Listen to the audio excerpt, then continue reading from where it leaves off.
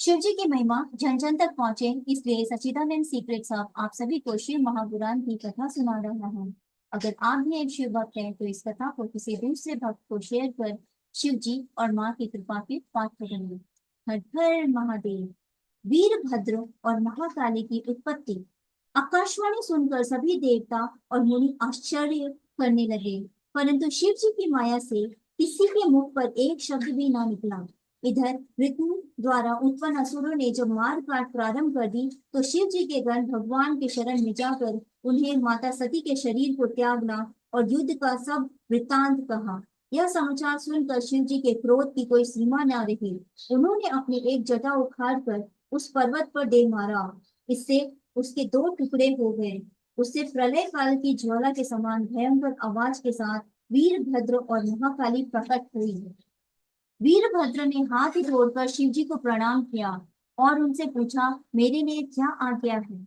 यदि आप आज्ञा हो आपकी आज्ञा हो तो मैं क्षण भर में ही समुद्र को सोख लूं, पर्वतों को भस्म कर डालूं, ब्रह्मांड को भस्म कर दूं, या देवताओं और मुनीश्वर को भस्म कर दूं।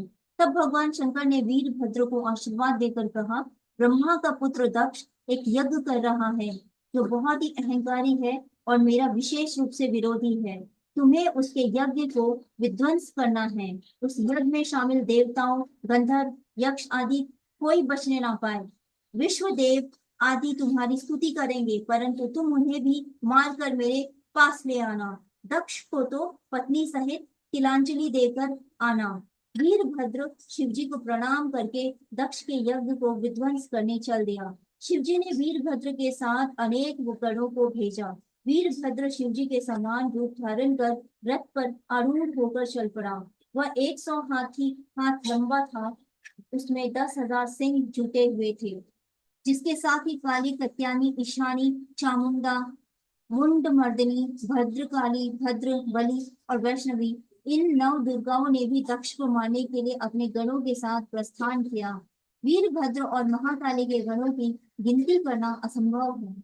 64,000 करोड़ तो विश्व शिव जी के गण थे। उस समय शंख, भेदी, जटा, हर आदि के नाना शब्द करके बाजे बजने लगे। उस यात्रा के प्रस्थान में अनेकों प्रकार के शुभ शकुन होने लगे। जब वीरभद्र यज्ञ को नष्ट करने हेतु चले, तो दक्ष और वहां आए देवताओं के लिए अपशकुन होने लगे। दक्ष की बाई आंखें, बाया हाथ, बाई जंघा फड़फड़ाने लगी। पृथ्वी पर भूकंप आया तथा दिशाएं मलिन हो गई। सूर्य में काले धब्बे दिखाई देने लगे। बिजली और अग्नि के समान नक्षत्र गिरने लगे। हजारों की संख्या में गिद्ध दक्ष के सिर पर मंडराने लगे।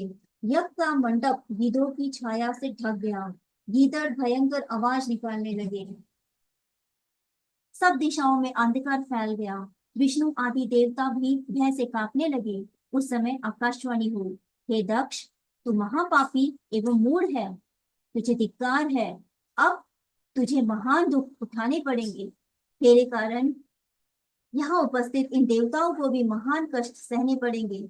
इस तरह अपशकुनों से तथा आकाशवाणी के द्वारा भयभीत होकर दक्ष विष्णु जी के पास जाकर उनकी स्तुति करने लगा।